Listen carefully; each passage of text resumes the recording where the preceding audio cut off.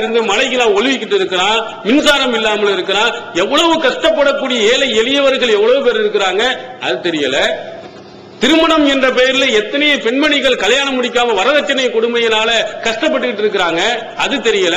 10 லட்சம் கொடு, 5 லட்சம் கொடு, இவ்வளவு நகை கொடு அப்படின்னு கேட்க தெரியுது. ஆனா எதுக்கு செலவழிக்க வேண்டுமோ, எதுக்கு செலவழிக்க வேண்டும் என்று இஸ்லாம் சொல்லுவோம், அதையெல்லாம் விட்டு விட்டு இந்த மாதிரி வீணான விஷயங்களில் செலவழிப்பவர்களை நம்ம நிறைய பார்க்கிறோம். ஆனா செல்வம் வந்து விட்டது என்று சொன்னால் அந்த செல்வத்தை இல்லாதவர்களுக்கும் கஷ்டப்படுபவர்களுக்கும் கொடுக்கக்கூடிய நல்ல பண்பாடு முஸ்லிம்களிடத்தில் இருக்க வேண்டும் இஸ்லாம் சொல்லுகிறது. நபிகள் பெருமானார் ஸல்லல்லாஹு அலைஹி வஸல்லம் சொன்ன செய்தி புகாரியில் 2442வது இடமா பதிவு செய்யப்பட்டிருக்கு. அல் முஸ்லிமு அஹுல் முஸ்லிம். ஒரு அடிப்படை தத்துவத்தை ரசூல் ஸல்லல்லாஹு அலைஹி வஸல்லம் அவர்கள் சொல்லுகிறார்கள். ஒரு முஸ்லிம் இன்னொரு முஸ்லிமுக்கு சகோதரன் அப்படிங்கிற மனசுல வச்சுக்க. மன் கான ஃபி ஹாஜத்தி அஹீஹி கானல்லாஹு ஃபி ஹாஜத்திஹி. ஒரு சகோதரன் தன்னுடைய சகோதரனின் தேவையை நிறைவேற்றுகின்ற விஷயத்தில் ஈடுபடுவானானால் அல்லாஹு தஆலா அவனுடைய தேவைகளை நிறைவேற்றுகிறான்.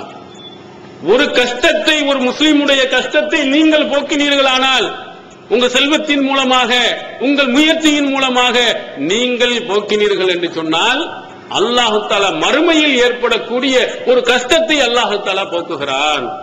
செல்வத்தை சேர்த்து வச்சு வீடு என்ன, மதுக்கூர்ல ஒண்ணு வாங்கு, பட்டுக்கோட்டையில ஒண்ணு வாங்கு, தஞ்சாவூர்ல ஒரு சொத்தை வாங்கு, நகை பூரா கழுத்துல போடு, கையில போடு, காலில் போடு அப்படின்னு செல்வத்துக்கு மேல செல்வத்தை சேமித்து வைத்துக் கொண்டே போகிறான்.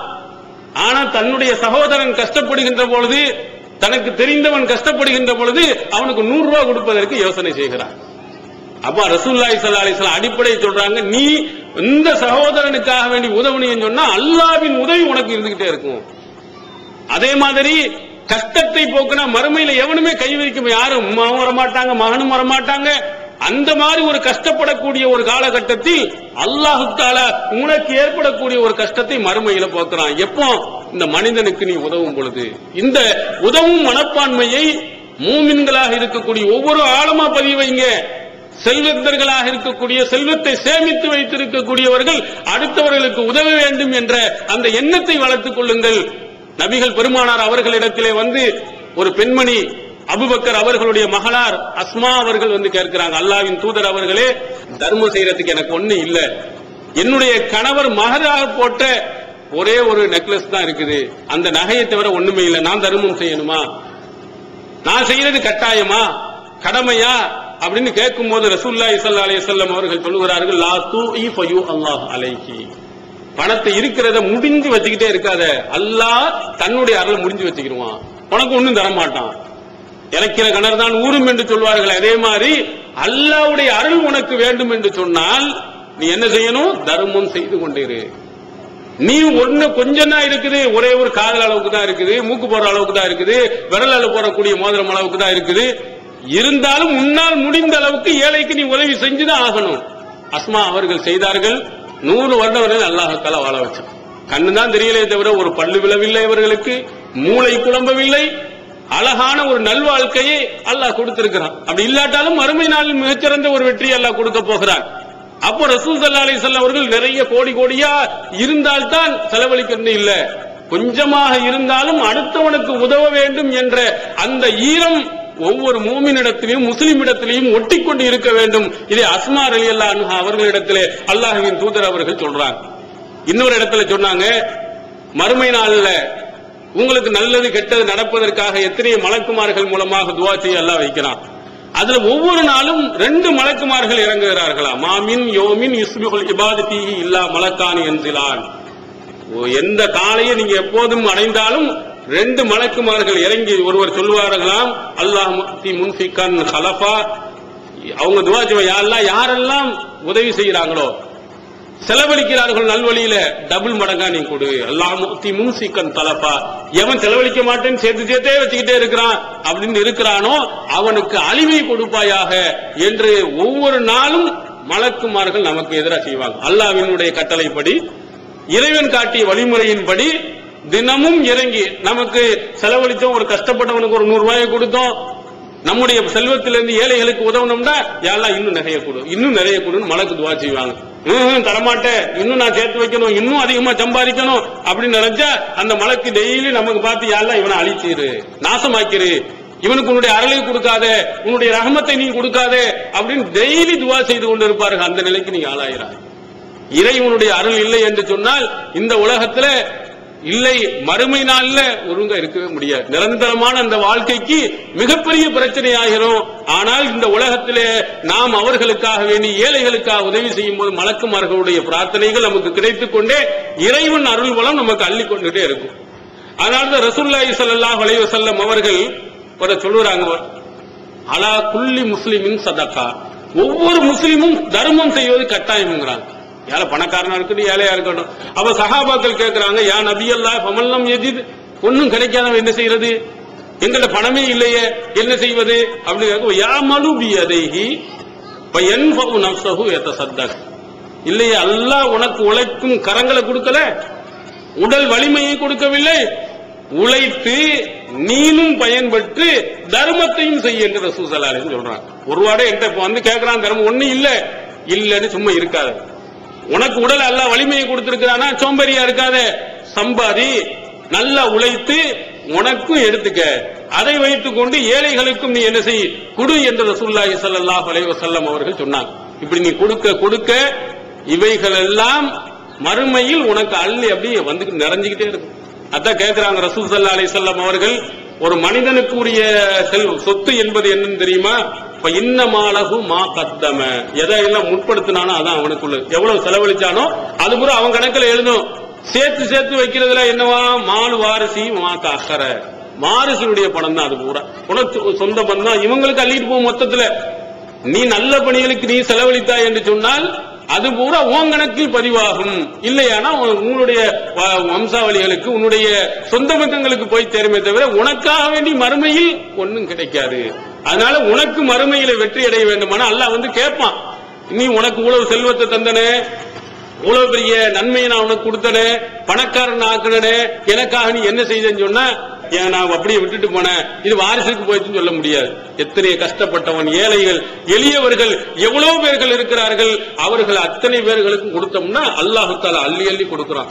நபிகள் பெருமானார் ஸல்லல்லாஹு அலைஹி வஸல்லம் அவர்கள்ட்ட வந்து ஒருவர் சொல்லுகிறார், ஒரு கடிவாளம் இல்ல ஒரு ஒட்டகத்தை பிடிச்சு கொண்டு, அல்லாஹ்வின் தூதரவே ஹாதிஹி ஃபீ சபீலில்லாஹ், இது அல்லாஹ்வின் வழிக்காக நான் கொடுக்கிறேன், அங்க வச்சுக்கோங்க. அப்ப ரசூல் ஸல்லல்லாஹு அலைஹி வஸல்லம் அவர்கள் சொல்லுகிறார்கள், லக்க பிஹா யௌமுல் கியாமத்தி சபாது மிரத்தின் ஆக்கத்தின் குல்லிஹா மக்தூமுன், உனக்கு 700 ஒட்டகங்கள் கடிவாளம் விடப்பட்டது மறுமை நாள்ல கிடைக்கும், அதுக்குரிய நன்மை உனக்கு கிடைக்கும்.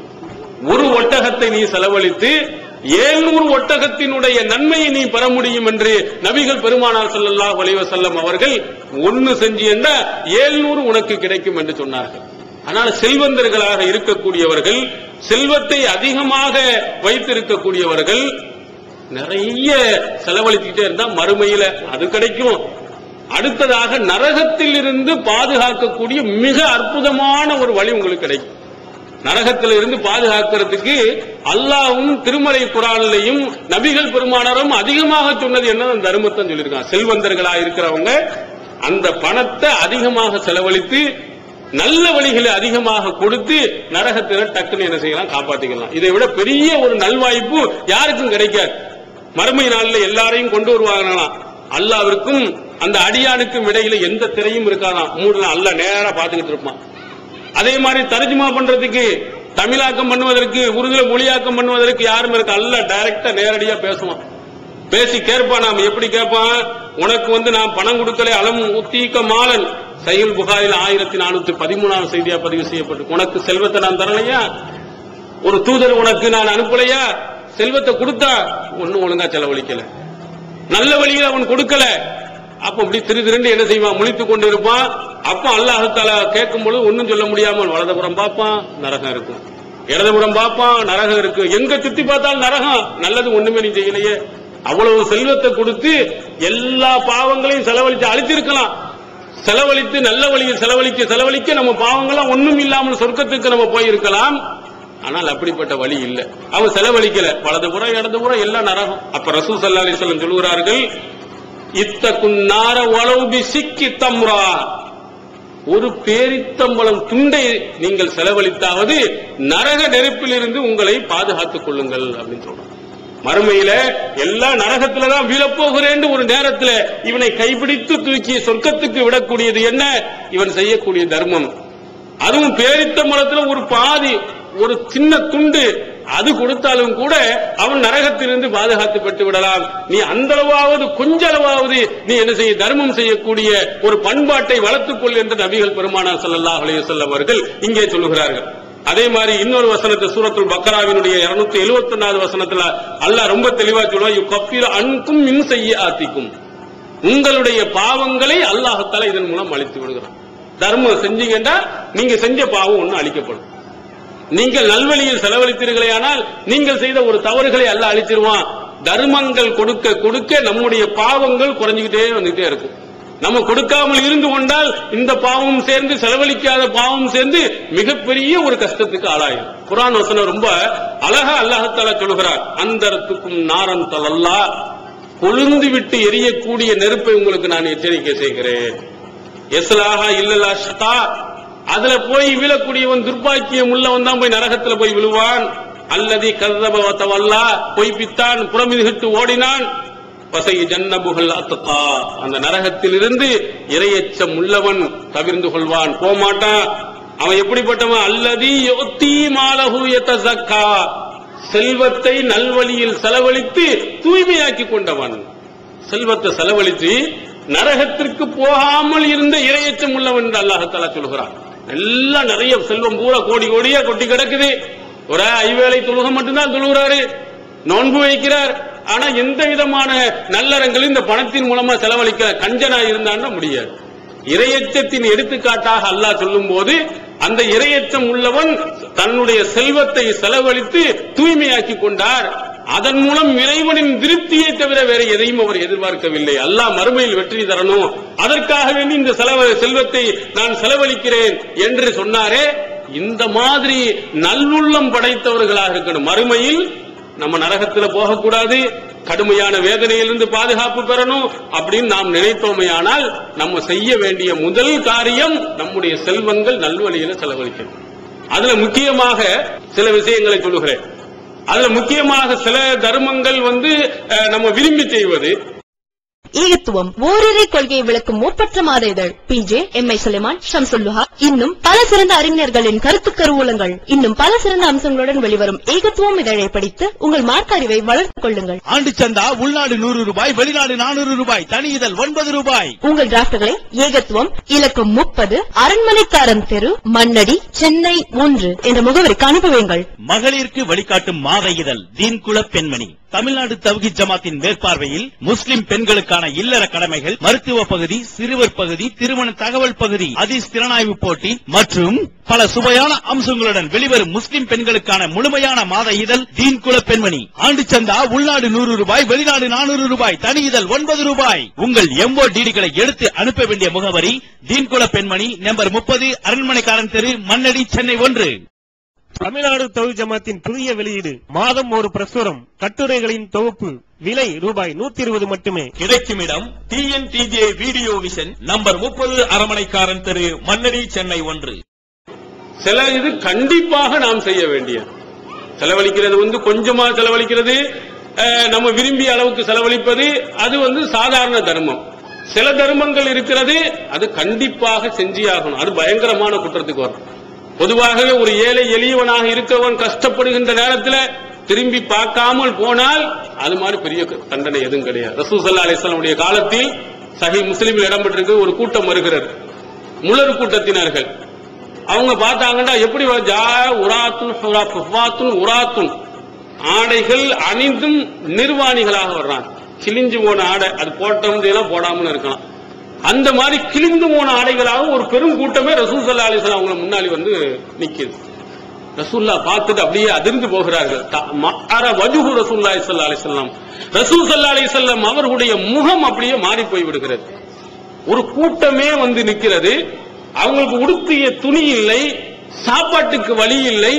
இவ்வளவு ஒரு மோசமான ஒரு கூட்டம் இருக்கிறது. நம்மளாம் சாப்பிட்டு இருந்திருக்கிறோம், இந்த மக்கள் எல்லாம் சாப்பிட்டு கொண்டிருந்திருக்கிறாங்க, ஏன் இவங்களை நீங்க கவனிக்கலையா? ரசூலுல்லாஹ்வுடைய முகம் அப்படியே மாறின உடனே நபி தோழர் எல்லாம் கப்சிப்னு இருக்கிறாங்க.